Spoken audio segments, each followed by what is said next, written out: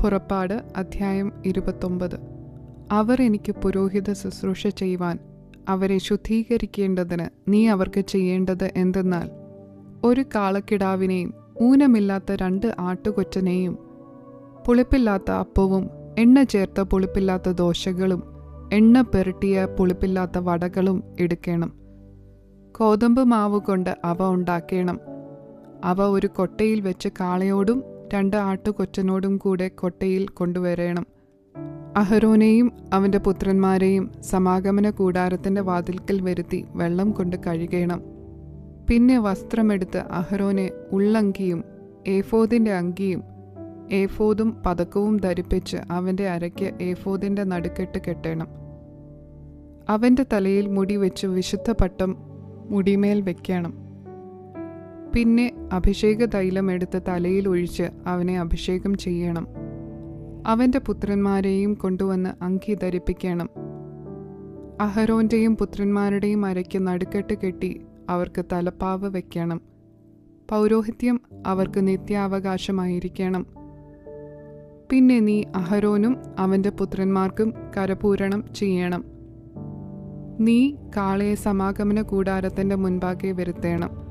അഹരോനും അവൻ്റെ പുത്രന്മാരും കാളയുടെ തലമേൽ കൈവയ്ക്കണം. പിന്നെ സമാഗമന കൂടാരത്തിൻ്റെ വാതിൽക്കൽ യഹോവയുടെ മുൻപാകെ കാളയെ ഇറക്കണം. കാളയുടെ രക്തം കുറേയെടുത്ത് നിന്റെ വിരൽ കൊണ്ട് യാഗപീഠത്തിൻ്റെ കൊമ്പുകളിന്മേൽ പുരട്ടി ശേഷമുള്ള രക്തമൊക്കെയും യാഗപീഠത്തിൻ്റെ ചുവട്ടിൽ ഒഴിക്കണം. കുടൽ പൊതിഞ്ഞിരിക്കുന്ന മേധസ് ഒക്കെയും കരളിന്മേലുള്ള വപയും മൂത്രപിണ്ഡം 2ഉം അവയുടെ മേലുള്ള മേധസ്സും എടുത്ത് യാഗപീഠത്തിന്മേൽ വെച്ച് ദഹിപ്പിക്കണം. കാളയുടെ മാംസവും തോലും ചാണകവും പാളയത്തിനു പുറത്ത് തീയിലിട്ട് ചുട്ടുകളയണം. ഇത് പാപയാഗം. പിന്നെ ഒരു ആട്ടുകൊറ്റനെ എടുക്കണം. അഹരോനും അവൻ്റെ പുത്രന്മാരും ആട്ടുകൊറ്റൻ്റെ തലമേൽ കൈവയ്ക്കണം.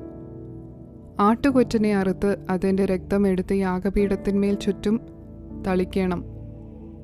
ആട്ടുകൊറ്റനെ ഖണ്ഡം ഖണ്ഡമായി മുറിച്ച് അതിൻ്റെ കുടലും കാലും കഴുകി ഖണ്ഡങ്ങളുടെ മേലും അതിൻ്റെ തലയുടെ മേലും വയ്ക്കണം. ആട്ടുകൊറ്റനെ മുഴുവനും യാഗപീഠത്തിന്മേൽ വെച്ച് ദഹിപ്പിക്കണം. ഇത് യഹോവയ്ക്ക് ഹോമയാഗം, യഹോവയ്ക്ക് സൗരഭ്യവാസനയായ ദഹനയാഗം തന്നെ. പിന്നെ നീ മറ്റേ ആട്ടുകൊറ്റനെ എടുക്കണം. അഹരോനും അവൻ്റെ പുത്രന്മാരും ആട്ടുകൊറ്റൻ്റെ തലമേൽ കൈവയ്ക്കണം. ആട്ടുകൊറ്റനെ അറുത്ത് അതിൻ്റെ രക്തം കുറേയെടുത്ത് അഹരോൻ്റെ വലത്തെ കാതിനും അവൻ്റെ പുത്രന്മാരുടെ വലത്തെ കാതിനും അവരുടെ വലത്തെ കൈയുടെ പെരുവിരലിനും വലത്തെ കാലിൻ്റെ പെരുവിരലിനും പുരട്ടി രക്തം യാഗപീഠത്തിന്മേൽ ചുറ്റും തളിക്കണം. പിന്നെ നീ യാഗപീഠത്തിന്മേലുള്ള രക്തവും അഭിഷേക തൈലവും കുറേശ്ശെയെടുത്ത് അഹരോൻ്റെ മേലും അവൻ്റെ വസ്ത്രത്തിന്മേലും അവൻ്റെ പുത്രന്മാരുടെ മേലും അവരുടെ വസ്ത്രത്തിന്മേലും തളിക്കണം. ഇങ്ങനെ അവനും അവൻ്റെ വസ്ത്രവും അവൻ്റെ പുത്രന്മാരും അവരുടെ വസ്ത്രവും ശുദ്ധീകരിക്കപ്പെടും. അത് കരപൂരണത്തിൻ്റെ ആട്ടുകൊറ്റനാകൊണ്ട് നീ അതിൻ്റെ മേധസ്സും തടിച്ച വാലും കുടൽ പൊതിഞ്ഞിരിക്കുന്ന മേധസ്സും കരളിന്മേലുള്ള വപയും മൂത്രപിണ്ഡം 2ഉം അവയുടെ മേലുള്ള മേധസ്സും വലത്തെ കൈക്കുറകും യഹോവയുടെ മുൻപാകെ വെച്ചിരിക്കുന്ന പുളിപ്പില്ലാത്ത അപ്പത്തിൻ്റെ കൊട്ടയിൽ നിന്നും ഒരപ്പവും എണ്ണ പകർന്ന അപ്പമായ ഒരു ദോശയും ഒരു വടയും എടുക്കണം. അതൊക്കെയും അഹരോൻ്റെ കയ്യിലും അവൻ്റെ പുത്രന്മാരുടെ കയ്യിലും വെച്ച് യഹോവയുടെ സന്നിധിയിൽ നീരാജനാർപ്പണമായി നീരാജനം ചെയ്യണം. പിന്നെ അവരുടെ കയ്യിൽ നിന്ന് അവ വാങ്ങി യാഗപീഠത്തിന്മേൽ ഹോമയാഗത്തിന് മീതെ യഹോവയുടെ സന്നിധിയിൽ സൗരഭ്യവാസനയായി ദഹിപ്പിക്കണം. ഇത് യഹോവയ്ക്ക് ദഹനയാഗം. പിന്നെ അഹരോൻ്റെ കരപൂരണത്തിനുള്ള ആട്ടുകൊറ്റൻ്റെ നെഞ്ച് എടുത്ത് യഹോവയുടെ സന്നിധിയിൽ നീരാജനാർപ്പണമായി നീരാജനം ചെയ്യണം. അത് നിന്റെ ഓഹരിയായിരിക്കും. അഹരോൻ്റെയും അവൻ്റെ പുത്രന്മാരുടെയും കരപൂരണത്തിനുള്ള ആട്ടുകൊറ്റൻ്റെ നീരാജനവും ഉദർച്ചയുമായി നീരാജനാർപ്പണമായ നെഞ്ചും ഉദർച്ചാർപ്പണമായ കൈക്കുറകും നീ ശുദ്ധീകരിക്കണം.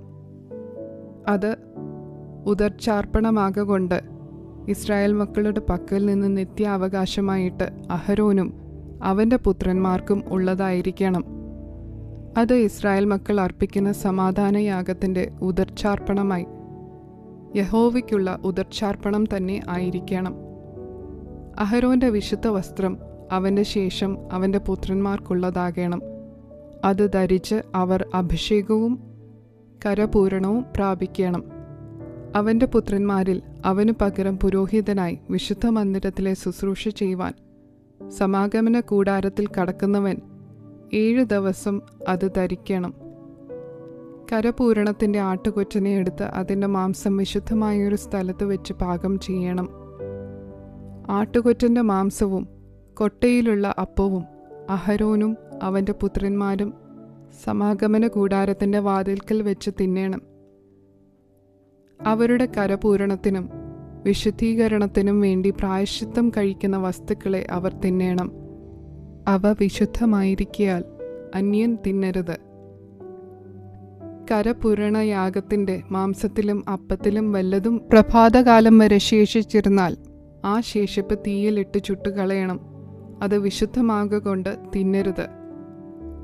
അങ്ങനെ ഞാൻ നിന്നോട് കൽപ്പിച്ചതുപോലെ ഒക്കെയും നീ അഹരോനും അവൻ്റെ പുത്രന്മാർക്കും ചെയ്യണം. 7 ദിവസം അവർക്ക് കരപൂരണം ചെയ്യണം.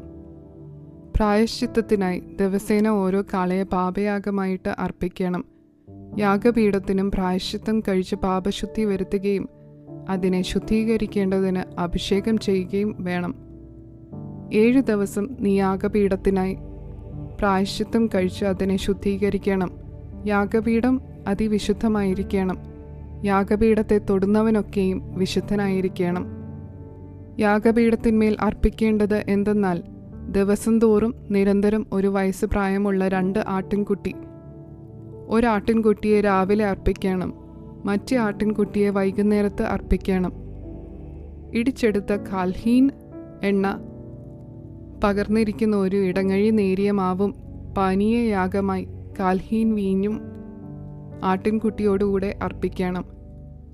മറ്റേ ആട്ടിൻകുട്ടിയെ രാവിലത്തെ ഭോജനയാഗത്തിനും അതിൻ്റെ പാനീയയാഗത്തിനും ഒത്തവണ്ണം ഒരുക്കി സൗരഭ്യവാസനയായി യഹോവയ്ക്ക് ദഹനയാഗമായി വൈകുന്നേരത്ത് അർപ്പിക്കണം.